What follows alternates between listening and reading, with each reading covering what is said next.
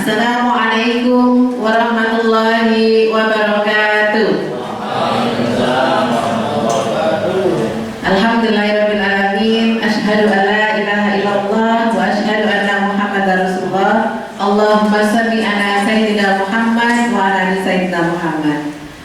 Puji syukur senantiasa kita panjatkan kehadirat Allah Subhanahu wa taala atas limpahan rahmat, karunia dan hidayahnya pada kesempatan pagi yang berbahagia ini. Kita semuanya bisa berkumpul di aula basement SMP IT Abu Bakar yang berbahagia. Salawat serta salam tercurah kepada junjungan kita Nabi Muhammad Sallallahu Alaihi Wasallam beserta keluarga, sahabat dan umatnya hingga akhir zaman. Yang kami hormati Kepala Sekolah SMP IT Abu Bakar yang pada kesempatan pagi hari ini diwakili oleh Ustaz Tri Anggoro Adi SPD. Yang kami hormati Ustaz dan Ustazah SMP IT Abu Bakar yang senantiasa berbahagia dan juga penuh semangat. Izinkan saya selaku moderator pada kegiatan pagi hari ini, yakni diseminasi tentang konsep budaya positif, membangun budaya positif di sekolah. Sebelumnya saya akan membacakan susunan acara pada kesempatan pagi yang berbahagia. Yang pertama adalah pembukaan, kemudian dilanjutkan sambutan oleh kepala sekolah. Sesi yang selanjutnya adalah sesi pertama, diseminasi, nanti disampaikan oleh narasumber kita yaitu Ustazah Maisaroh SPD. Beliau merupakan guru IPA sekaligus sebagai calon guru penggerak angkatan 7 Kota Yogyakarta. Kemudian dilanjutkan dengan diseminasi yang kedua oleh Ustazah Ani Ratnawati SPD. Beliau selain sebagai guru bahasa Inggris juga sebagai calon guru penggerak angkatan 7 Kota Yogyakarta. Kemudian acara selanjutnya adalah sesi tanya jawab dan diskusi. Kemudian dilanjutkan dengan kesimpulan dan terakhir adalah penutup. Menuju acara yang pertama yaitu pembukaan, marilah kita buka kegiatan diseminasi penyebaran manfaat tentang konsep budaya positif, membangun budaya positif di sekolah dengan baca basmalah bersama-sama. Bismillahirrahmanirrahim. Terima kasih, semoga dengan pembacaan basmalah tadi kegiatan pada pagi hari ini bisa berjalan dengan lancar.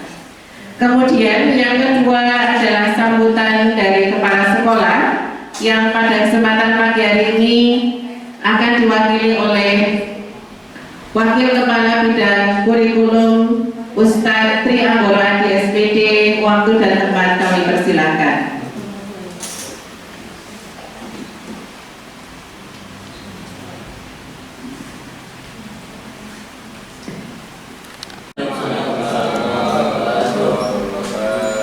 Alhamdulillah alladzi arsala rasulahu bil huda wa dinil haq liyudhhirahu 'ala dini kulli wa kafa billahi shahida. Asyhadu an la ilaha illallah wahdahu la syarika lahu wa asyhadu anna Muhammadan abduhu wa rasuluhu. Amma ba'du. Saudara-saudara, bersyukur sekali bahwa kita bisa berjumpa, bisa bertemu secara tatap muka. Jarang-jarang ini kita kumpul bareng lagi. Ini sudah kemarin terakhir di tempatnya Ustaz Eko. Saya pun tidak ikut. Dan ini alhamdulillah di pagi hari ini kita dipertemukan di acara yang berbahagia. Ada dua ustazah hebat di depan. Ada calon guru penggerak. Tergerak, bergerak, menggerakkan. Begitu ya. Jadi slogannya di Kemendikbud begitu. Ya, alhamdulillah untuk periode ini ada dua calon guru penggerak di SMP IT Abu Bakar Yogyakarta. Beliau ini mungkin untuk periode tahap kedua setelah Ustaz Eko. Ustaz Eko sudah selesai sampai saat ini, beliau tinggal menunggu sertifikat. Jadi teman-teman guru penggerak ini nanti kedepannya memang akan menjadi salah satu menjadi indikator yang mana ini menjadi penilaian, baik itu penilaian dari Kemendikbud maupun nanti ada penilaian dari yayasan. Di yayasan ini sekarang sedang dibuat formulasinya. Yang saya tahu terakhir begitu. Bahkan setiap guru nanti akan diberikan akses akun seperti di platform di PMM itu. Jadi nanti teman-teman bisa mengakses materi sekaligus mengerjakan seperti modul-modul di PMM. Jadi hampir seperti itu. Nah, ini berbahagia sekali dua narasumber kita ini sudah melewati tahapan yang pada hari ini akan mendiseminasikan. Jadi kalau kita tahu dari tahapannya mungkin ada lokakarya juga, ada diseminasi, nanti ada ada pendampingan tentunya dari guru praktek. Jadi kalau teman-teman pun yang berumur sudah 50 tahun nanti tetap bisa mendaftar guru praktek. Yang sudah kayak Satani nanti mendaftar guru praktek bisa. Jadi mendampingi teman-teman calon guru penggerak di sekolah lain, biasanya begitu. Ya, ini acara ini adalah bentuk dari aksi nyata teman-teman di, kalau yang kemarin disampaikan bahwa ini salah satu nanti bentuk penilaian, ini harus diupload juga kalau nggak salah nanti. Jadi aksi nyata ini memang salah satu bentuk rangkaian dari guru penggerak. Nanti teman-teman kalau nanti simak dengan baik, karena teman-teman yang sudah mendaftar atau yang belum mendaftar ini sangat penting. Kalau Nadiem Makarim pernah mengatakan bahwa untuk kedepannya semua guru sekarang belum wajib, tapi nanti kedepannya semua guru harus mengikuti program ini. Jadi kalau angkatan 10, 9, 10 kemarin sudah ditutup 10 Januari, berarti setelah itu apakah ada lagi? Ini kita masih menunggu juga dari Kemendikbud, karena apakah itu akan berbayar? Kalau dengar-dengar sih setelah yang angkatan 10 atau angkatan berapa begitu nanti akan berbayar sendiri, jadi mandiri.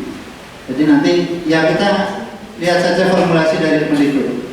Jadi untuk temanya yang diangkat membangun budaya positif, tentunya karena kita sudah menggunakan kurikulum yang berbasis merdeka, kurikulum merdeka. Jadi paling tidak nanti bahkan di kelas 7, 8, 9 orientasinya adalah profil pelajar Pancasila. Jadi nanti pun saya kira Ustazah ini nanti akan mengkaitkan terkait dengan budaya positif juga profil pelajar Pancasila, itu yang disasar pada saat ini. Saya kira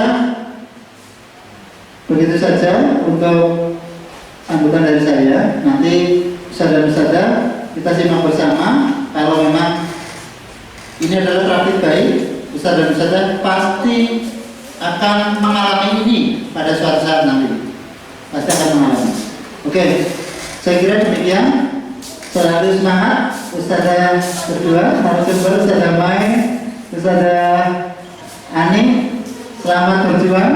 Semoga nanti bisa membangun komunitas yang positif di SMP Kabupaten Jakarta dan menjadikan sekolah kita semakin terdepan. Amin, amin ya rabbal alamin.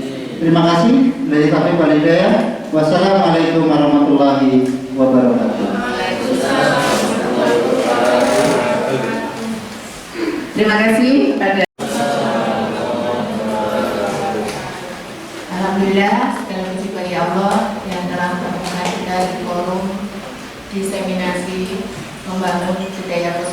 di lingkungan sekolah. Yang pertama, kami ucapkan terima kasih yang sebesar-besarnya kepada kepala sekolah yang telah memberikan motivasi dan dukungannya kepada kami, yang saat ini diwakili oleh Ustadz Tri Abdul Adi. Matur nuwun juga kepada Bapak Ibu yang sudah berkenan hadir. Meskipun saya masih tremor, saya berharap Bapak Ibu nanti aktif ya, boleh bertanya, boleh juga menjawab, karena semuanya itu sebenarnya adalah sharing bersama ya, tidak ada yang lebih hebat di antara kita semua. Atas izin Allah kita berada di ruangan ini, dan untuk menyingkat waktu saya akan mulai ya Bapak Ibu. Oke, sebelum ke membangun budaya positif, saya akan kembali menggaungkan apa yang disampaikan oleh Ki Hajar Dewantoro. Jadi Kang Hadi itu singkatan dari Ki Hajar Dewantoro, bukan Kiai Haji. Kemudian menurut Kang Hadi, tujuan pendidikan itu adalah menuntun segala kodrat yang ada pada anak-anak agar dapat mencapai keselamatan dan kebahagiaan yang setinggi-tingginya. Kenapa? Baik sebagai manusia, sebagai individu ataupun sebagai masyarakat umum. Oleh sebab itu, kita sebagai pendidik atau guru itu sebenarnya tugasnya adalah hanya menuntun ya, menuntun kodrat anak-anak yang sebenarnya sudah ada pada diri mereka masing-masing. Nah, kenapa kok menuntun? Bapak Ibu tahu? Menuntun di sini apa? Kira-kira menurut Bapak Ibu? Menuntun, membimbing, betul Bapak Ani. Nanti dapat hadiah dari Ustadz Tri. Kemudian dari ibu-ibu, menuntun itu apa ibu-ibu? Mengarahkan. Siapa tadi ya? Ibu Subrina. Ya, calon ibu. Kakak Subrina. Oke, kenapa kok menuntun? Sebenarnya kita sebagai pendidik atau guru itu ibaratnya adalah seorang petani. Itu kalau menurut Kang Hadi. Kenapa kok petani? Karena sebenarnya lahan yang ditempati di lahan pertanian itu adalah sekolahnya. Kemudian bibit yang akan ditanam itu adalah murid-murid kita, dan petaninya itu adalah guru-gurunya. Betul ya? Oke, paham ibu? Bapak-bapak? Oke, breaking dulu. Kalau saya bilang salam bahagia, dijawab salam, kompak ya. Salam bahagia, Bapak Ibu. Salam. Oke. Nah, kalau misalnya lahannya atau sekolahnya sudah bagus, lahannya subur, kemudian bibit-bibitnya itu juga bagus, pemilihannya juga bagus. Kira-kira kalau petaninya itu tidak memberi pupuk, bibitnya bisa tumbuh atau kayak gitu? Tidak. Kalau bapak-bapak? Tetap tumbuh. Tetap tumbuh. Nah, betul. Ada yang tumbuh, ada yang tidak tumbuh. Yang tumbuh mungkin bisa, tapi tidak optimal. Nah, kita sebagai pendidik itu langkah awalnya hanyalah menuntun kodrat waktunya anak, bukan dasarnya. Kalau dasarnya anak-anak kita itu sudah punya minat bakat masing-masing. Gitu, net ya? Nah, iya Bapak. Sekarang menuju ke budaya positif. Maaf ya. Yang pertama, budaya positif yaitu nilai dan kebiasaan di sekolah yang berpihak pada murid. Kok berpihak pada murid? Karena ada tujuannya. Yang pertama adalah agar murid dapat berkembang menjadi pribadi kritis. Yang kedua, agar murid menjadi pribadi yang penuh hormat.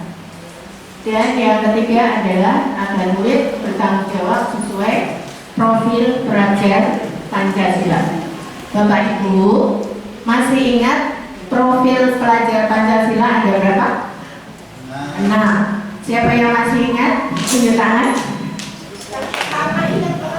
Yang pertama, ya, iman dan takwa kepada Tuhan Yang Maha Esa. Yang bisa menyebutkan keenam-enamnya, nanti hadiahnya dari kepala sekolah. Yang menghafal setuju mana? Yang menghafal setuju.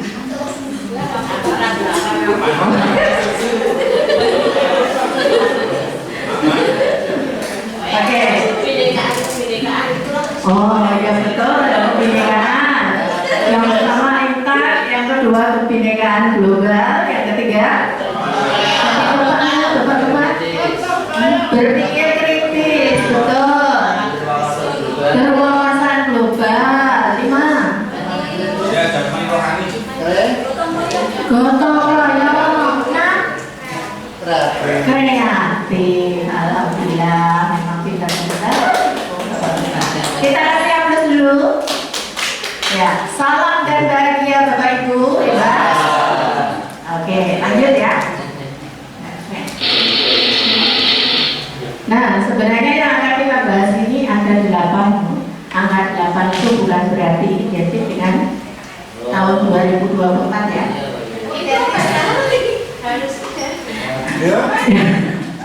Delapan konsep utama budaya positif. Ya. Ini ide kreatifnya Berani. Yang pertama adalah perubahan paradigma belajar. Yang kedua disiplin positif. Yang ketiga nilai-nilai kebajikan. Yang keempat kebutuhan dasar manusia. Yang kelima motivasi perilaku manusia. Yang keenam posisi kontrol guru. Yang ketujuh keyakinan kelas. Dan yang kedelapan segitiga restitusi. Sebenarnya ke-8 ini Bapak Ibu, ini dipelajari selama pendidikan guru penggerak itu selama 2 pekan. Tapi sekarang diminta untuk 1 jam. Jadi ya cukup singkat. Next. Ada yang guru mau bahasa Inggris? Yang bukan narasumber. Yang bertanya. Ada guru bahasa Inggris? Bahasa Inggris ada? This is a food. Benar orang yang ngomong. Ini adalah kata-kata mutiara. Kata-kata yang penuh dengan kebijaksanaan dari seseorang yang penting itu akan membuat menginspirasi pembacanya. Terima kasih.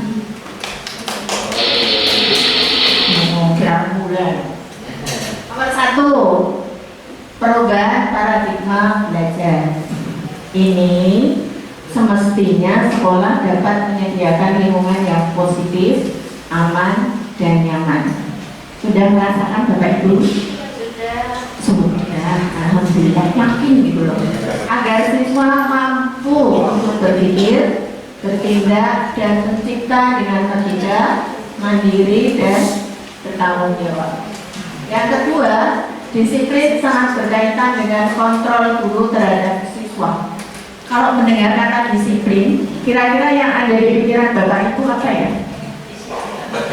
Tegas, betul. Ya, tempat aja, betul. Apa lagi? Ibu-ibu belum suaranya? Nah, tepat waktu. Ada lagi? Diberi sanksi, betul. Aturan. Nah, sebenarnya disiplin itu apa sih? Nah, disiplin itu adalah oh, sebelumnya kita bermain dulu ya, Bapak Ibu. Bapak Ibu, di situ ada permainan yang kita itu ibaratnya adalah anak didik kita. Ini berpasangan harusnya Bapak Ibu, tapi pasangannya bukan bapak dan ibu, yang ibu dengan ibu, yang bapak-bapak dengan bapak-bapak. Tapi cukup yang kan, ya. A ini adalah Anda menghafalkan satu tangan. Anda bayangkan sedang membawa barang berharga. Barang berharga itu nopo Bapak Ibu, emas, berlian. Oh, delima, iya. Nah, jadi barang yang di kepala di tangan itu kita jaga betul-betul untuk tidak sampai orang lain tahu. Kemudian yang B adalah teman Anda mencoba untuk segala cara membuka kepala tangan A atau Anda. Dengan apa? Dengan cara membujuk, menghadik, meraih, atau bahkan memberikan uang. Kira-kira sekarang posisi kontrolnya Bapak Ibu akan membuka kepala tangan yang berisi sesuatu tadi atau membuka dari bapak-bapak dulu. Pertanyaannya, yang kepala tangan tadi yang A itu mengepal tangan karena di dalamnya ada sesuatu yang sangat berharga sampai dijaga sungguh-sungguh. Tapi teman di luar itu berusaha untuk membuka. Kira-kira kalau bapak ibu yang mengepalkan tangan itu mau membuka kepala tangan atau tetap bertahan? Dari bapak-bapak dulu bertahan. Dari ibu bertahan dong. Ini berarti nah isoki yang dibuka. Nah, yang dibuka yang senang bapak-bapak. Ya, yang betul yang mana? Tergantung tadi gitu ya.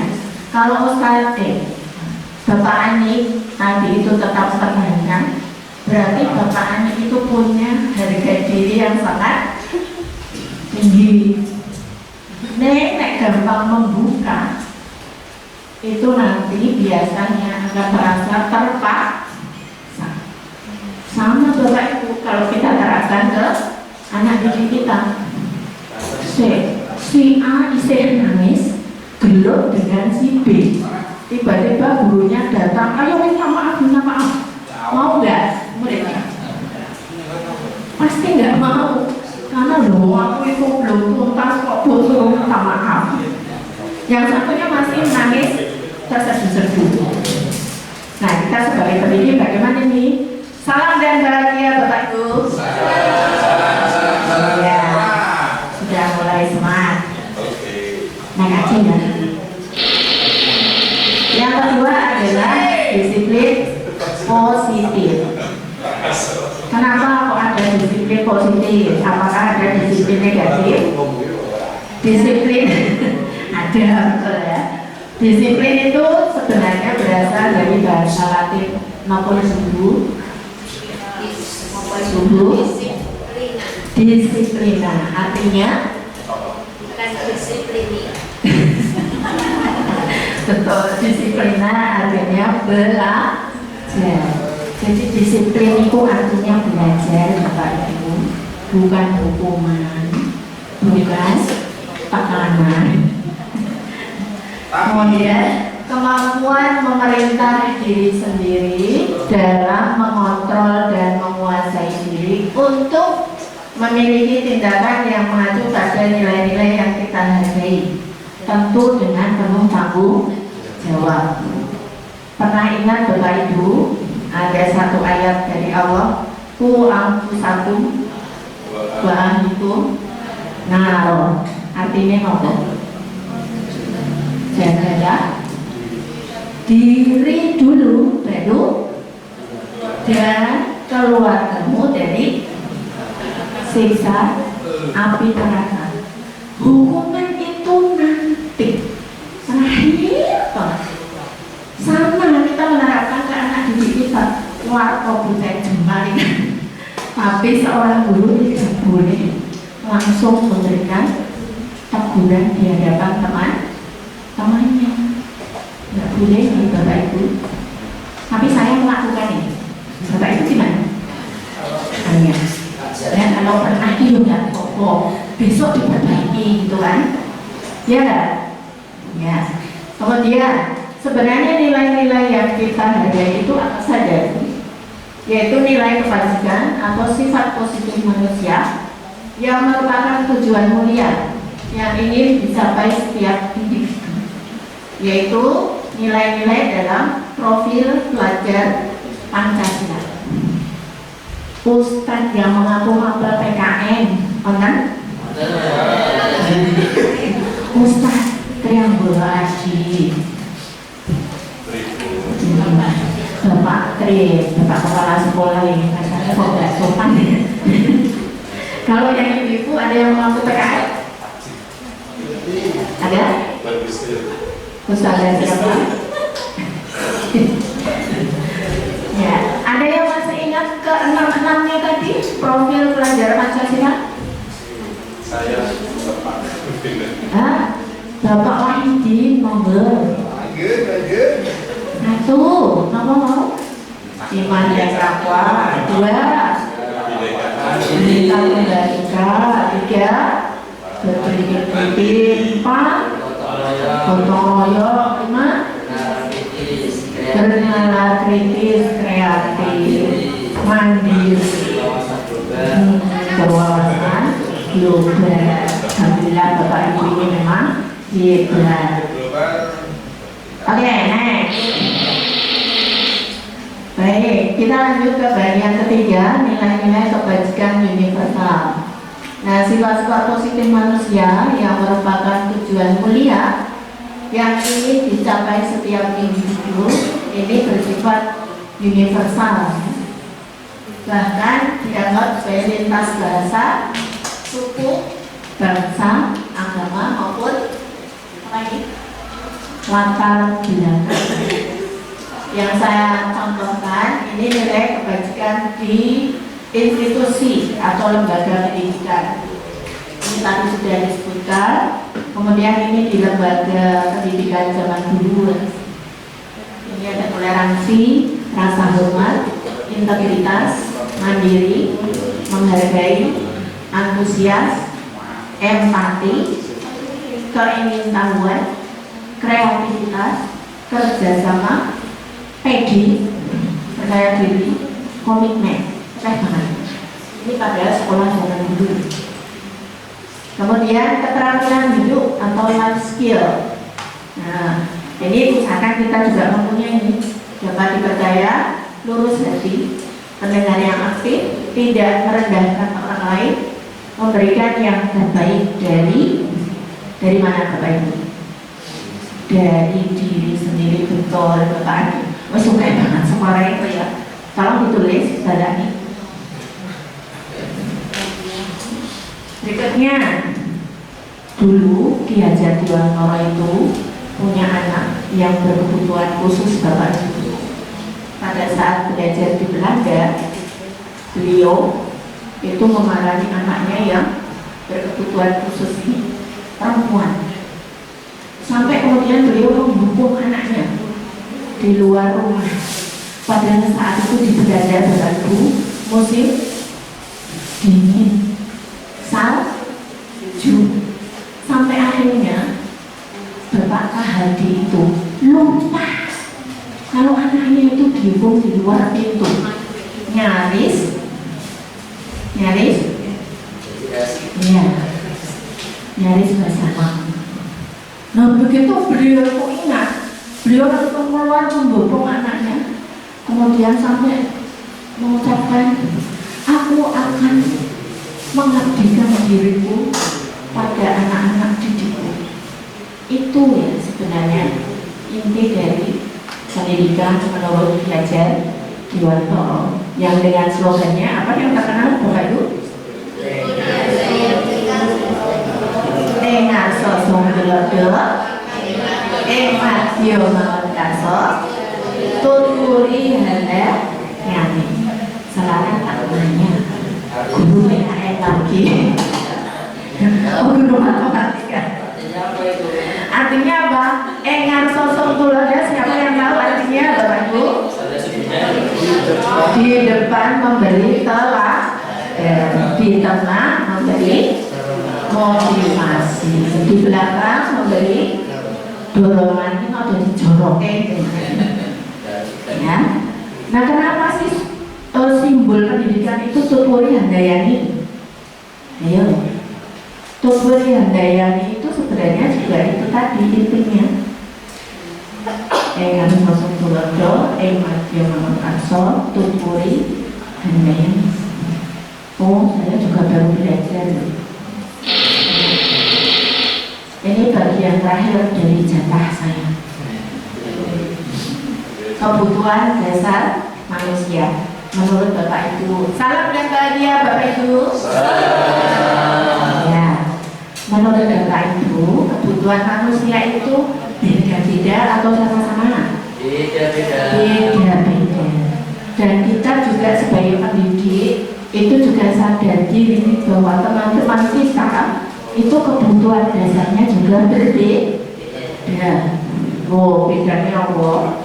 Bedanya ada 5 kebutuhan dasar manusia yang ini juga dimiliki anak didik. Anak didik kita manusia bukan? Ya, manusia loh Bapak Ibu. Yang pertama adalah ini bacanya apa ya? Survival. Gimana saudara ini? Betul? Survival. Oh, survival. Survival. What does it mean? Survival? Ya, bertahan hidup. Ya, orang kalau sudah butuh bertahan hidup, ini yang dilakukan apa Bapak? Naik lapar itu ya makan. Kalau lelah istirahat. Kita juga ingin teduh rumah, papan, pangan, sandal, itu survival. Yang kedua, apa ini Bapak Ibu? Love and belonging, katanya cinta dan kasih sayang. Butuh nggak Bapak Ibu? Butuh. Sama atau beda? Beda, pasangannya beda. Ini anak didik butuh. Jadi kalau kita menemui anak didik di kelas datang terlambat, terus nangis terseduh-seduh, jangan sekali lagi dimarahin ya Bapak Ibu. Disapa dulu, dipeluk, baru ditanya. Malah sama nangis. Ini pernah saya alami di kelas saya deh. Ketika saya tanya, ternyata bahkan mesti mau betul. Nah, yang ketiga, kesenangan. Kesenangan beda atau sama Bapak Ibu? Beda-beda juga. Tiap orang itu merasa senang kalau dia dekat kuburan. Ada juga yang merasa senang ketika dengarkan firman. Tapi ada juga yang senang ketika dibacakan ayat-ayat Al-Quran. Dia senang semua. Wah, betul, saya juga senang. Oh, tapi itu bukan tujuan satu-satunya ya. Kemudian yang keempat, kebebasan. Nah, gimana Bu? Iya, kalau nggak ada duit juga bisa. Senang semua. Sama anak didik kita yang keempat juga ingin bebas loh Bapak Ibu. Bebas dalam hal apa? Bebas dalam belajar. Pengennya ini mereka di luar, tidak di kelas terus. Apalagi naik gunung ini, wes krungu suara sepatunya dum dum dum, semua langsung lari, terus diam seperti patung. Itu namanya bebas atau enggak? Anak didik kita enggak bebas. Kemudian ketika diberikan tugas berat atau ringan, jadi berat untuk melakukan. Ya sesekali bawalah gula teh di kelas. Bantu anak dia. Kemudian yang terakhir terakhir adalah penguasaan. Orang kalau kebutuhan dasarnya sudah terpenuhi yang 4 ini, maka ininya selalu menguasai. Menguasai apa? Menguasai suami, menguasai istri. Tapi yang kita bicarakan anak didik, ya. Anak didik kita itu kalau mereka sudah senang keempat-empatnya, ini biasanya akan berusaha untuk menguasai. Contohnya gimana?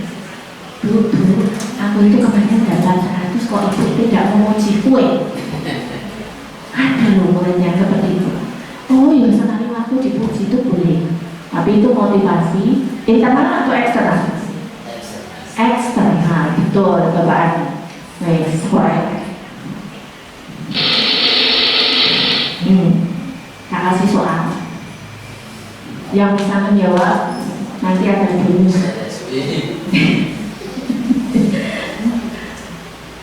Studi kasus Ibu Umi, guru kelas 8 di SMP Mulia.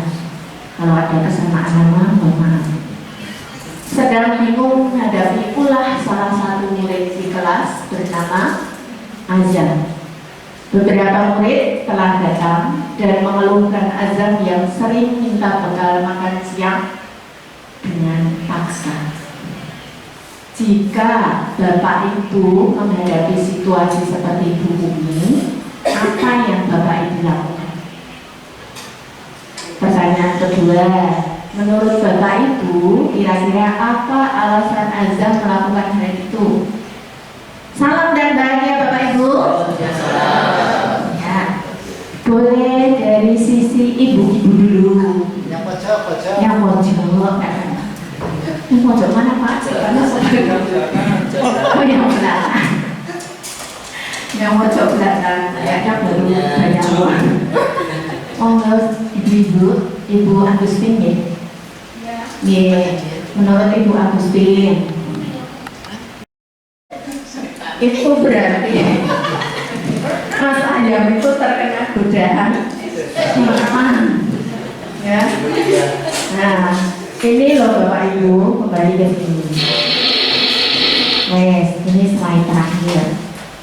Penerapan disiplin positif Ibu Umi sebaiknya persis seperti Ibu Agustin tadi, mencari tahu alasan Mas Adam melakukan tindakan tersebut. Supaya apa? Supaya mengetahui kebutuhan mana yang sedang berusaha dipenuhi Azam. Jangan-jangan kita dadaan gitu lah. Jika begitu tahu langsung tarik kerahnya, disyarat, langsung dinasihati. Ampun ya Bapak Ibu. Yang pertama kita perlu tahu alasan Azam lapar. Oh ternyata memang saat itu tidak dibawakan orang tuanya. Nah, yang kedua, teman-teman Azam ini menjadi perhatian sama Azam.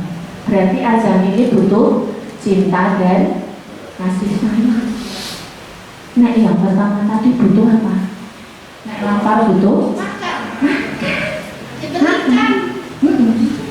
Kemudian yang keempat, ternyata Azam itu ketika ditanya, Azam merasa hebat karena temannya jadi takut. Ada nggak anak didik kita di kelas seperti ini Bu? Ada. Banyak ya? Banyak. Dan dia puas ketika teman-temannya itu takut. Berarti sebenarnya Azam itu butuh pengakuan dan penguasaan. Dijadiin ketua kelas. Jadi ketua kelas. Oh, anti bullying. Satgas anti bullying. Kemudian yang keempat, Azam itu ternyata ketika ditanya merasa bosan dengan bekal yang itu saja dari orang tuanya. Hari Senin, Selasa mie, Rabu mie, ini terus. Nah, kalau seperti ini Azam itu butuh lebih Hasan, dia pengen makan apa aja, jadi mencicipi punya teman-temannya.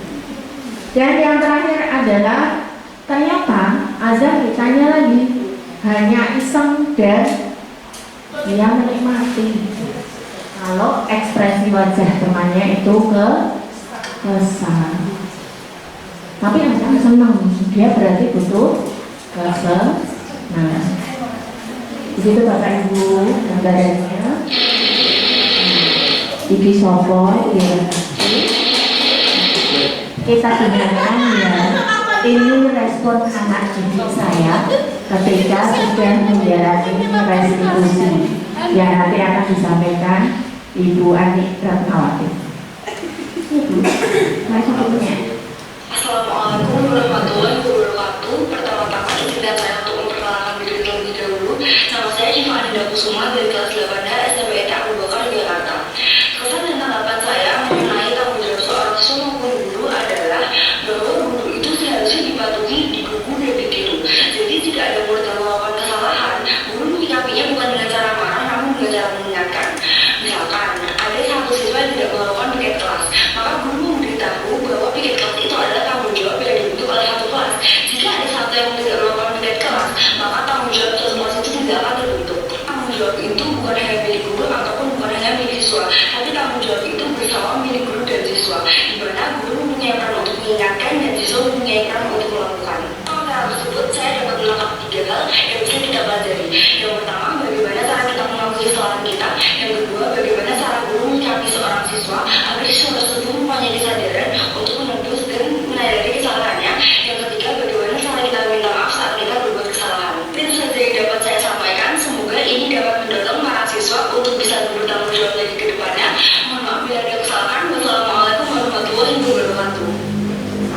Waalaikumsalam. Demikian Bapak Ibu yang bisa saya sampaikan. Mohon maaf apabila ada lisan yang salah. Assalamualaikum warahmatullahi wabarakatuh.